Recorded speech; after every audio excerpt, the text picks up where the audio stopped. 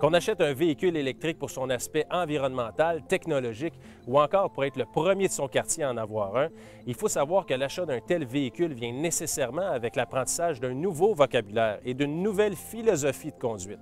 Alors voici ce qui est important de savoir avant d'acheter une voiture électrique. L'autonomie de la batterie est le talon d'Achille des voitures électriques. Théoriquement, les manufacturiers nous annoncent des possibilités allant de 80 km pour une Chevrolet Volt à 160 km pour une Nissan Leaf. Mais dans les faits, l'autonomie varie selon plusieurs facteurs, dont le style de conduite, les conditions routières, l'utilisation d'accessoires et le climat. Par exemple, une Nissan Leaf peut facilement voir son rayon d'action diminuer à 100 km en hiver lorsqu'utilisée en grande partie sur l'autoroute. C'est vraiment en roulant qu'on apprend à épargner ou à même accumuler des kilomètres avec une voiture électrique. Comme par exemple, les indicateurs dans une Nissan Leaf vont être très précis à ce sujet, à savoir le nombre estimé de kilomètres en autonomie qu'il nous reste à parcourir. Par contre, pour la Ford Focus électrique, c'est un peu plus complexe. Avec un budget, un surplus, on estime environ le temps, le kilométrage qu'il nous reste à parcourir jusqu'à ce qu'on épuise la batterie. Un peu plus d'exercice mental. Peu importe le modèle de voiture électrique, le fait de rouler sur l'autoroute fait rapidement perdre des kilomètres, alors que de rouler en milieu urbain permet de bénéficier de la récupération d'énergie au freinage et parfois même, comme en pleine congestion, d'augmenter son autonomie. Fait intéressant, la Ford Focus récupère plus de 90 % de son énergie au freinage et nous indique même en temps réel notre performance. Et quand on aime moindrement se lancer des défis, comme moi, on s'amuse toujours à viser le 100 %. Contrairement à un moteur thermique qui exprime sa puissance en chevaux, celle du moteur électrique, elle, est exprimée en kilowatts. Par exemple, le moteur de la Nissan Leaf livre 80 kW, alors que celui de la Ford Focus en livre 107. À titre de référence, on peut convertir les kilowatts en chevaux à raison de 0,746 kW pour un chevaux, ce qui nous amène à 107 chevaux pour la Leaf et 143 chevaux pour la Focus. Ah, là on comprend plus. En ce qui concerne le couple délivré par le moteur, on parle toujours de livre-pied, et c'est bon de savoir qu'un moteur électrique, de par sa nature, a véritablement un atout en la matière, ce qui permet des accélérations à bas régime ou à haut régime équivalentes ou supérieures aux véhicules à essence de même catégorie, malgré le surpoids associé à la batterie du véhicule électrique. 600 livres de batterie dans le cas de la Leaf. D'ailleurs, le poids de cette batterie permet généralement de stabiliser avantageusement le véhicule sur la route. Le temps de charge d'un véhicule électrique dépend de la batterie en elle-même, de son chargeur et de la source d'énergie.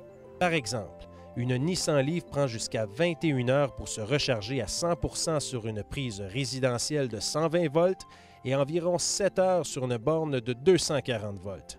La Ford Focus, elle, prendra 3 heures de moins que la Leaf sur du 240 volts, puisque son chargeur est 2 fois plus puissant que celui de la Leaf, soit 6,6 kW, comparativement à 3,3 pour la Leaf, ce que devrait d'ailleurs imiter Nissan avec l'arrivée du modèle 2013 de la Leaf.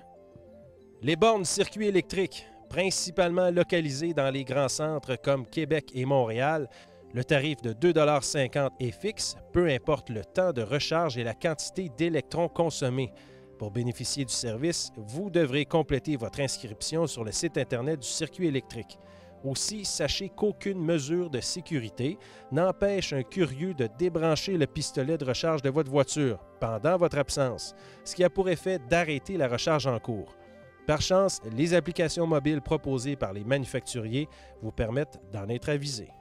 À noter l'arrivée prochaine au Québec de bornes ultra rapides permettant de charger une batterie à plus de 80 % de sa capacité en moins de 45 minutes.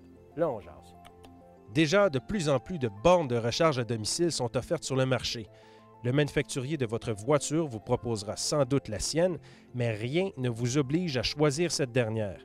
D'une façon ou d'une autre, vous aurez la responsabilité de la faire installer par un professionnel titulaire d'une licence en électricité, ce qui vous permettra de bénéficier du rabais de 50 % offert à l'achat et à l'installation d'une borne, et ce jusqu'à concurrence de 1 000 $ en 2012 et 2013. Le coût d'électricité d'une recharge à domicile au Québec est d'environ 8 sous du kilowattheure. La consommation d'une voiture électrique, elle, oscille autour de 20 kWh au 100 km, ce qui correspond à un coût de 1,60 $ pour rouler 100 km.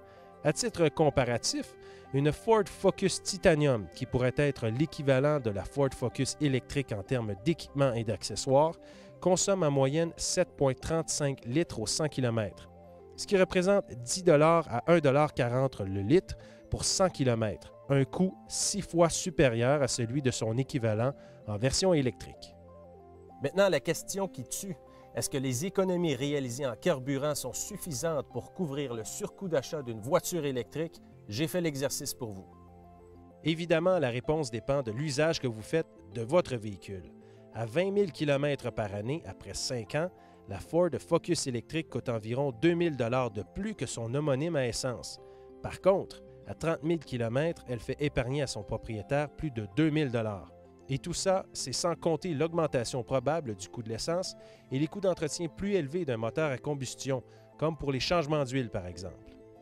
Ajoutez à cela 22,5 tonnes de CO2 que vous n'émettez plus dans l'atmosphère et on comprend pourquoi certains automobilistes font le choix d'un véhicule électrique. Bien entendu, le rabais provincial de 8 000 $ à l'achat d'un véhicule électrique est un élément important dans ce calcul et c'est ce qui permet aussi au véhicule électrique de prendre son envol au Québec. À noter que ce rabais sera coupé de moitié à la fin de 2013, puis disparaîtra à la fin de 2015. Reste à souhaiter un amortissement rapide de la technologie chez les manufacturiers. Alors voilà, évidemment, le véhicule électrique demande une certaine période d'adaptation. Par contre, comme véhicule urbain ou encore comme deuxième voiture de la maison, son utilité est incontestable, en plus d'offrir un sentiment assez agréable de ne plus devoir dépendre des stations d'essence. Assez intéressant.